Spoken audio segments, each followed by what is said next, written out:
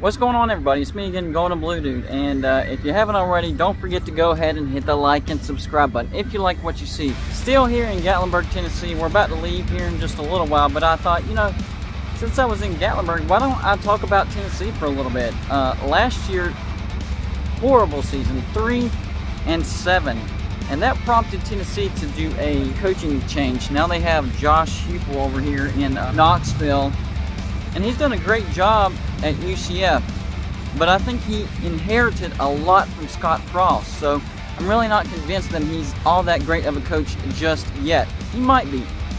We'll see. So Tennessee's schedule is a little bit brutal, guys. They start off the season with Bowling Green, then they get Pitt at home, and then they get Tennessee Tech at home. They better go 3-0 to start the season, because after that it gets rough. 2 road games in a row after that, at Florida and then at Missouri. They come back home to take on South Carolina and Ole Miss, and South Carolina will be improved. They have a coaching change, and Ole Miss will definitely be improved. Then they go back on the road to take on Alabama. That's a sure loss. Then at Kentucky, that's probably a loss. Then they come back home to take on Georgia. That's probably a loss, because Georgia is going to be a national championship contender. Then they get South Alabama at home. Even that's not a sure win. South Alabama is a decent team in the Sun Belt. After that, you finish off the season with a probable win against Vanderbilt, but I'm not even convinced on that. The biggest question for me, as far as a quick overview for Tennessee, is will they be better than 3-7? I don't think Tennessee gets to a bowl. Sorry, Vols fans, it's not happening. The biggest thing you should be focusing on is just having a better record than you did last year. And don't forget, this is a full schedule. Now, you do pick up some easier games with the non-conference, like Bowling Green, Tennessee Tech, and possibly South Alabama.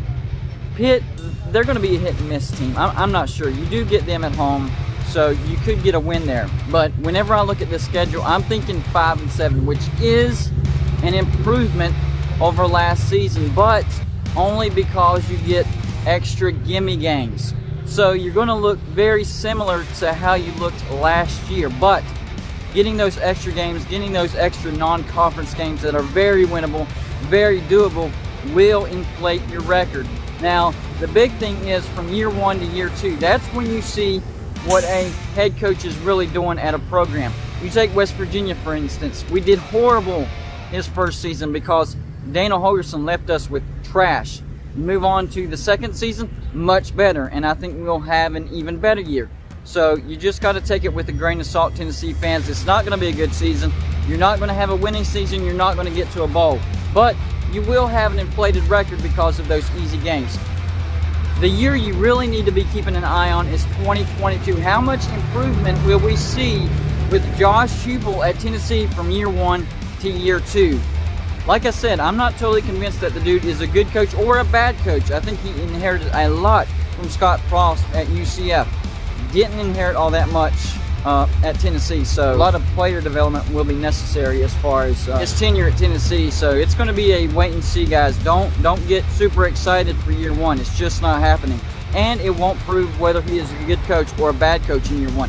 It's year 2 that you need to be looking for. And if he can get Tennessee to a bowl in year 2, that is progress. That's what you need to be looking for. Wish I had better news for you, Vols fans, but that's it.